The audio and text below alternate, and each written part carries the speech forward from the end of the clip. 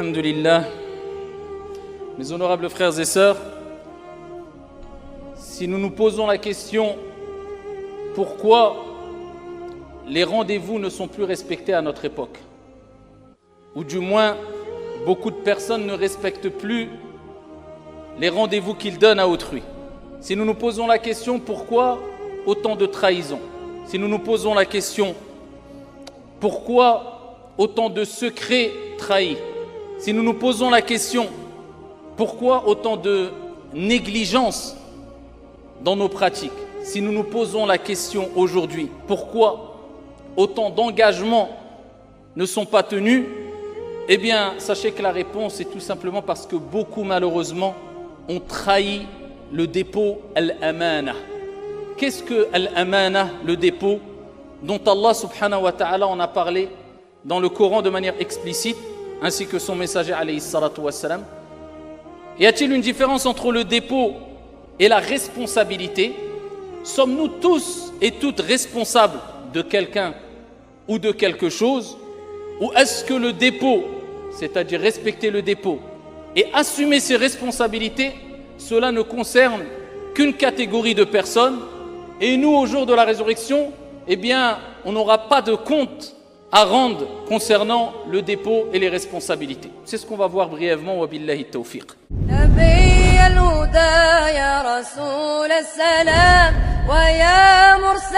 Kitab. Il a proposé aux cieux, à la terre. Vous voyez et vous pouvez méditer quant à la grandeur de la création des cieux, de la terre et des montagnes. C'est quelque chose d'énorme, c'est quelque chose de grandiose. C'est quelque chose dont l'être humain, quand il est face à cette création, eh bien, il est émerveillé et il se rend compte qu'il est tout petit par rapport à la création du divin. Que dire par rapport au Créateur? Eh bien, sachez qu'Allah subhanahu wa ta'ala a proposé aux cieux, à la terre et aux montagnes le dépôt al-amana, c'est-à-dire d'assumer le dépôt, de ne pas trahir le dépôt.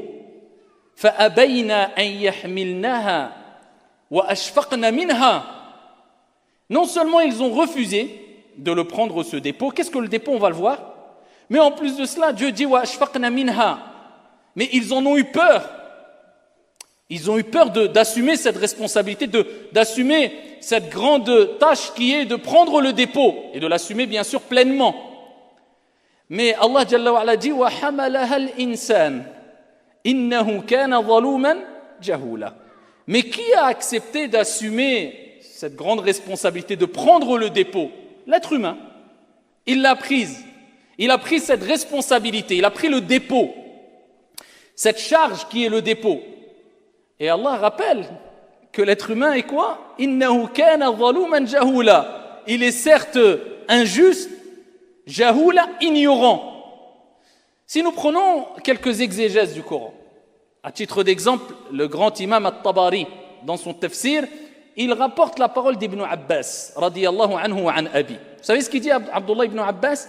Il dit Dieu a proposé aux cieux, à la terre, à la montagne, assumez, je vous propose le dépôt, vous le prenez ou pas? Ils ont dit non, ils ont eu peur. Non seulement ils ont dit non, ils ont eu peur. Les montagnes, que sommes-nous par rapport aux montagnes?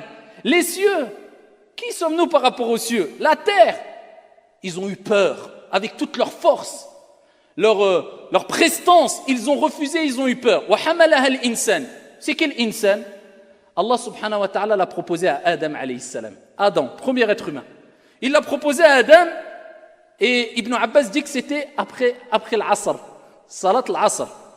Il l'a proposé à Adam, il a dit pas de problème, je la prends. Vous savez, comme les êtres humains, nous souvent on est moi je fais, j'assume, t'inquiète pas, je suis là. Mais est-ce que tu assumes vraiment? C'est pour cela que quelquefois les paroles devancent la raison, la conscience, nos pensées. Il faut réfléchir avant de parler et agir après avoir parlé. C'est ça, respecter le dépôt aussi. Adam alayhi salam, il l'a pris avec quelque part une part d'ignorance. Allah il dit quoi? Il est certes innahu kana zaluman jahula, injuste. L'injuste c'est quoi? C'est celui qui ne donne pas à autrui ce qu'il mérite ou qui prive autrui de ce qu'il mérite. Ça c'est ne pas respecter le dépôt aussi. Innahu kana zaluman jahula, ignorant, part d'ignorance. La montagne, les cieux, la terre savaient c'était quoi l'importance d'assumer le dépôt. Mais lui, l'être humain, il s'est précipité. Ibn Abbas, il dit, la nuit n'est pas tombée. Donc, Al-Asr, il a accepté de prendre le dépôt, Adam alayhi salam. La nuit n'est pas tombée sans qu'il ait déjà commis le péché de manger de l'arbre défendu. C'est-à-dire, en quelques heures, Adam alayhi salam, déjà, il n'a même plus assumé le dépôt. C'est pour ça que l'imam At-Tabari et d'autres disent que le dépôt, c'est quoi? Si nous prenons le tafsir de l'imam At-Tabari, ils disent que c'est toutes les responsabilités religieuses et les responsabilités qu'on a vis-à-vis des gens. C'est très général. Donc quand on parle de responsabilité, al-mas'ouliyat, eh bien ça rentre dans le dépôt al-amana. Al-amana, le dépôt, c'est quelque chose de beaucoup plus large. C'est-à-dire quand on parle de dépôt, c'est toutes les responsabilités que tu as à ta charge.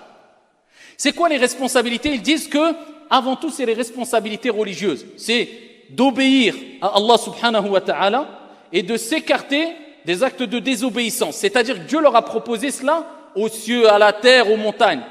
Eh bien, les montagnes, les cieux, la terre, ils ont dit non, on a peur et on ne prend pas. L'être humain a dit, moi, j'assume. Innahu kana zaluman jahula. Et on voit aujourd'hui, Dieu nous a créés faibles, il sait qu'on fait des erreurs. Mais c'est ça, respecter le dépôt. C'est-à-dire que tu obéis au mieux à ton Seigneur. Quand tu vois un ordre divin, une recommandation divine, eh bien tu t'y plies au mieux selon tes capacités, avec sincérité. Et quand tu vois des interdits, tu t'en écartes au mieux, avec sincérité, par amour avant tout. Et par crainte de ton Seigneur, mais par amour. Parce que tu sais que Dieu t'a interdit cela parce qu'il y a un mal derrière cette chose-là. Eh bien c'est ça, al-amana. Mais c'est aussi, comme il dit At-Tabari, c'est les responsabilités vis-à-vis de qui? Vis-à-vis des gens. Donc c'est une relation ici verticale et horizontale. Donc vous voyez que c'est très très très large. Et c'est pour cela que le prophète sallallahu alayhi wa sallam, il nous a rappelé qu'on est tous responsables. Vous comprenez pourquoi on est tous responsables? C'est pas quelqu'un qui va dire bon, je viens dans une mosquée, oh moi j'ai pas de responsabilité, il y a des responsables. Quelqu'un va aller va se comporter mal dans une ville ou dans un pays, bon, c'est pas moi le responsable, il y a un président, il y a un gouverneur, il y a un hakim. Quelqu'un va se comporter mal chez lui, il va dire ouais, c'est pas moi le responsable, il y a mon père, c'est lui le responsable.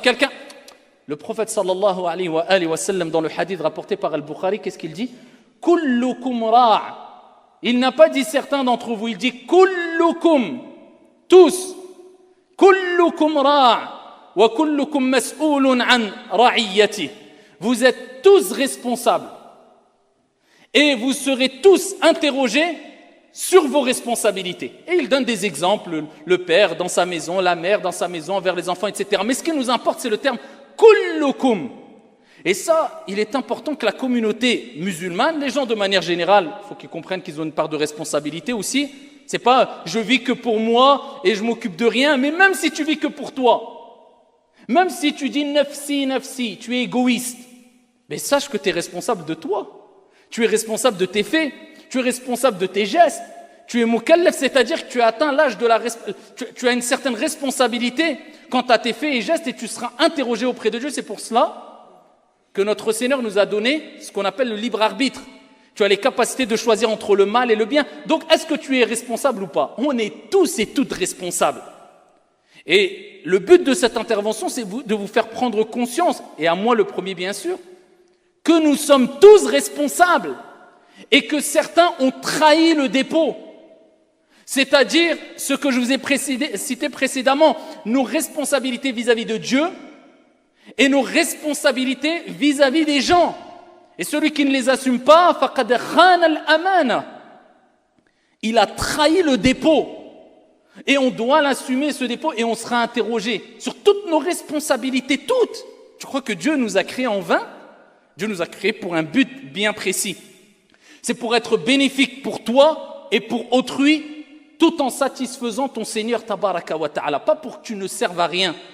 Pas pour que tu te dises de manière égoïste, bon, moi, je n'ai pas de responsabilité, ana khatini, moi, j'ai rien à... Non, tu es responsable. Shi'ta am abayt, que tu le veuilles ou non, tu as une part de responsabilité. Et wala tus'alunna, et Allah dit dans le Coran, et vous serez interrogés sur ce que vous faisiez au jour de la résurrection. Et le prophète, il dit dans un hadith rapporté par Muslim, toute personne à qui Dieu a confié une responsabilité, une autorité, et il trahit, vous voyez le côté de trahison qui revient souvent, ce terme, ce sens, et il trahit ceux qui sont sous sa responsabilité, sous son autorité, eh bien, le jour où il mourra, quand il devra mourir, eh bien, il ne rentrera pas au paradis.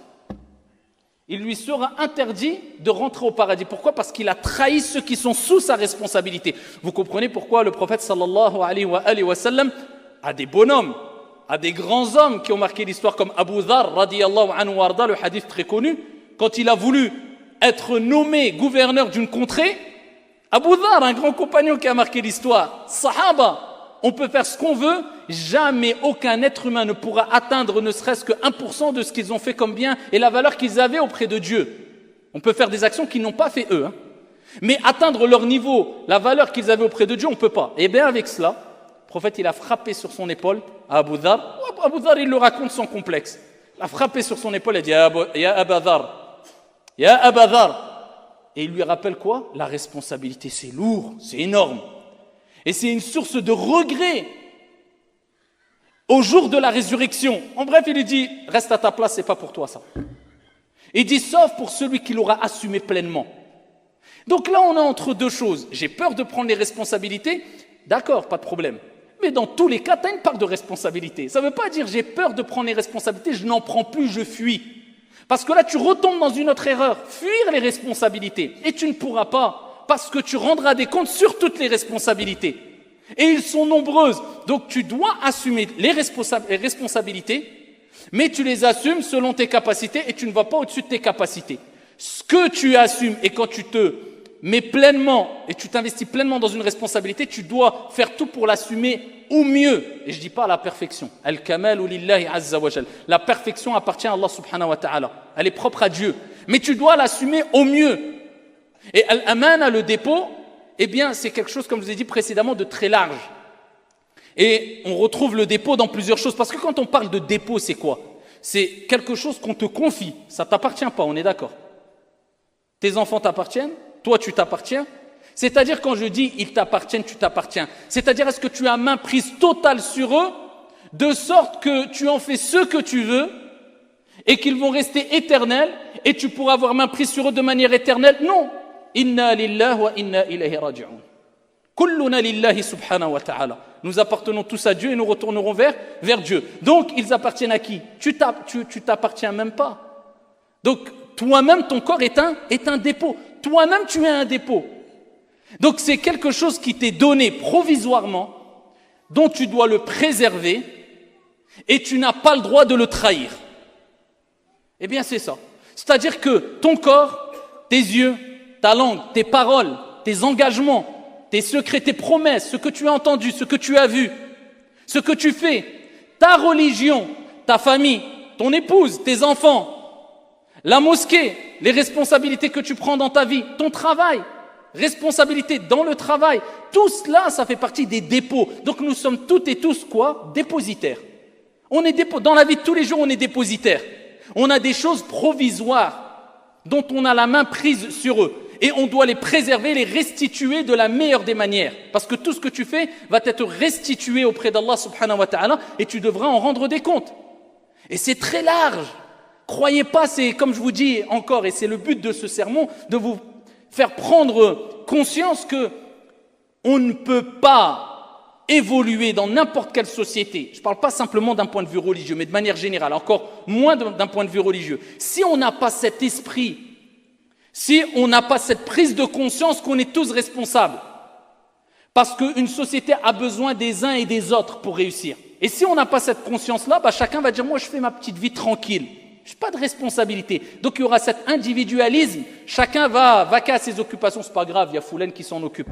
C'est pas grave, il y a un tel qui le fait. C'est pas grave, mais toi, tu as oublié que le prophète sallallahu alayhi wa sallam, il dit au jour de la résurrection, vous ne quitterez pas l'esplanade des comptes. Le jour de quoi? Al-Hisab. Le prophète, il dit, tu partiras pas. Hatta yus'al an arba'. Jusqu'à ce qu'il soit interrogé sur 4. Alors, regardez ce que le prophète a dit. Mais c'est tout, en fait. Il dit sur sa vie. Ta vie, al-haya, t'as fait quoi de ta vie? Donc juste ça suffit pour comprendre qu'on a une lourde responsabilité. C'est-à-dire Dieu va t'interroger sur ta vie. Dieu t'a donné un temps. Il t'a donné la faiblesse quand tu es né, ensuite la force, ensuite il t'a redonné la faiblesse. Il t'a donné du temps il te l'a donné. Allah jure par le temps et Allah gère le temps. Et il te l'a mis à ta disposition et le temps c'est une amana, c'est un dépôt. C'est-à-dire que Dieu t'a mis à disposition le temps, tu dois le préserver et tu devras le restituer. Le temps ne t'appartient pas. Le temps t'est compté. Et chaque minute qui passe, c'est une partie de toi qui part. Donc Allah t'interrogera sur ta vie. Qu'est-ce que tu as fait de ta vie? Tu l'as passé à faire quoi? Tu as été bénéfique pour qui? Tu vas pas dire ya Allah j'ai construit, bien sûr, c'est pas illicite, mais c'est pas ce qui importe à Allah subhanahu wa ta'ala. Même ton apparence, elle n'importe peu à Allah azza wa jal. Inna Allah la yanzuru ila suwarikum. Allah ne regarde pas vos apparences, mais il regarde quoi? Vos cœurs et vos actions. Al-a'mal et al-qulub. Donc, ce qui importe à Allah, c'est le concret. Qu'est-ce que tu as fait pour être bénéfique pour autrui, pour les gens, et pour Dieu, et pour ton au-delà? Tu as fait quoi toute ta vie? Est-ce que tu t'es dit, mais j'aurais rien à dire à Dieu? Et Allah, j'ai fait quoi? Par bon de dunya, tu veux pas savoir, bon, pour la religion, j'ai fait quoi? Donc, tu as une part de responsabilité. An malihi, son argent. Donc, ton argent, oui, Allah, je l'ai eu halal. Ok. Min ayna ktasabahu wa fima anfaqah. D'accord, tu l'as eu de manière licite, tant mieux. Hani allak, félicitations. Encore heureux. Mais où tu l'as dépensé? Les pauvres, autrui, tu avais une responsabilité. La zakat, obligatoire, si tu étais imposable. Les associations de bienfaisance, les mosquées, les projets, les écoles. Ton argent, il est parti où? Il est parti plus pour dunya, pour des beaux voyages, ce qui n'est pas illicite, mais en oubliant le voyage principal, al-hajj, ila baytillahi al-haram, rukn min arkan al-islam. Alors que tu n'as pas fait devancer le principal, ton pilier de l'islam qui est le pèlerinage, le grand pèlerinage pour Allah subhanahu wa ta'ala, ton argent, t'en as fait quoi? Donc Dieu te demandera des comptes sur cela, sur ta santé. Ta santé, t'en as fait quoi? Sur ton ilm, ta science, t'as appris la science. Et Allah, j'avais pas le temps. Le temps était un dépôt. Tu avais le temps. Tu as mal géré ton temps. Et alors, tu as eu de la science. Est-ce que tu l'as appliquée? Et est-ce que tu l'as transmise? C'est sur ça qu'on va t'être interrogé, la science de manière générale. Donc, on a toujours cet élément qui est, est-ce que tu as été bénéfique pour autrui aussi? Donc, pose-toi les questions, toutes les responsabilités que j'ai vis-à-vis de mes enfants. Est-ce que j'assume ce dépôt? Tes enfants sont un dépôt. C'est provisoire. Tu dois le préserver, ce dépôt-là. Est-ce que tu leur as donné une éducation basée sur le bon comportement, sur le respect mutuel, sur le respect de l'autre, sur la piété religieuse, sur hifzul Qur'an, l'apprentissage du Qur'an, l'importance de la religion aussi, des principes et des valeurs que tu dois inculquer? Est-ce que ici, par rapport à ton épouse, l'épouse par rapport à son époux, par rapport à tes parents qui sont un dépôt, par rapport à tout ce qu'on a comme responsabilité, nous sommes à la mosquée, c'est un dépôt. Est-ce que tu te dis, je rentre à la mosquée, bon, c'est propre, c'est bien, je sors, je suis pas responsable? Tu es responsable. Parce que c'est un dépôt. La mosquée, elle est à qui? C'est Baytumen, Baytullah. Il n'y a pas de responsable, il y a des gérants qui ont une responsabilité peut-être plus grande que d'autres parce qu'ils ont pris la responsabilité d'être gérants, mais tout le monde a une part de responsabilité. Pourquoi? Parce que Dieu veut que tout le monde prenne conscience que nous avons ici notre pierre à mettre à l'édifice et qu'on rendra des comptes sur cela. Preuve en est. Est-ce que vous croyez que 10 gérants d'une mosquée peuvent assumer le bon fonctionnement d'une mosquée? Impossible. Ils n'auront pas le temps, ils n'auront pas l'argent. Parce qu'ils auront 5 000 € à débourser chaque mois pour gérer une mosquée. Donc tous les fidèles, on a besoin de tout le monde. Donc tout cela, c'est une prise de conscience qu'il faut avoir. Et à ce moment-là, quand on a cette prise de conscience dans une société, je peux vous dire que le reste, c'est du gâteau. Vous avez vu le hadith quand le prophète alayhi salatu wa sallam dit « La yu'minu ahadukum hatta yuhibba li akhihi ma yuhibbu li nafsi » Aucun d'entre vous ne sera un véritable croyant que lorsqu'il aimera pour son frère ce qu'il aime pour lui-même. Wallahi, si tu n'as pas compris l'importance du dépôt, ce hadith, on le récite, on le connaît tous par cœur, mais il n'y a pas d'effet. Mais quand tu as pris conscience du dépôt de l'amana, qu'on est tous responsables, nous sommes toutes et tous dans le même bateau, là, tu te dis, ah, d'accord, ça ne se passe pas comme je pensais. C'est pas chacun fait, non, mais chacun selon son niveau. Et l'amana, comme je vous ai dit, le prophète en a parlé dans les détails, il a donné plein d'exemples, j'ai pas le temps de le dire. Le fait, wa awfu bil uqud, les engagements, tu donnes un engagement, c'est un dépôt. As-sahaba, ils étaient prêts à sacrifier leur vie quand ils donnaient un engagement. par crainte de ne pas le respecter. Il disait, je me suis engagé, j'assume, peu importe les conséquences. Il y avait parmi les plus prédécesseurs celui qui disait, si tu veux connaître l'hypocrite, regarde est-ce qu'il arrive à l'heure au rendez-vous. Mais on est où par rapport à tout cela? Ça c'est quoi? C'est quoi ces négligences, comme j'ai dit en introduction? On n'a pas compris c'est quoi l'amana, on n'a pas compris c'est quoi le mas'ouliya, la responsabilité quand je parle, quand je m'engage, quand je suis dans la rue, quand je côtoie, quand j'échange, on a une part de responsabilité. On ne peut pas se dire ah non, moi mon frère. Et c'est pour cela que l'intérêt général fait partie des fondements dans les écoles, du moins dans quelques écoles juridiques et dans l'effort d'interprétation qu'apportent les savants. L'intérêt général, on ne regarde pas qu'il y a un hadith, il a dit les objectifs, les finalités de la religion. Les savants de usul al-fiqh, de manière très profonde, quand ils parlent de maslaha. Malheureusement, nous, les théories, ils sont là, mais les pratiques, on est loin de les appliquer malheureusement. Voilà pourquoi, prenez conscience qu'on est tous et toutes responsables, comme le prophète sallallahu alayhi wa sallam a dit, kullukum ra', vous êtes tous responsables et vous serez tous interrogés sur vos responsabilités.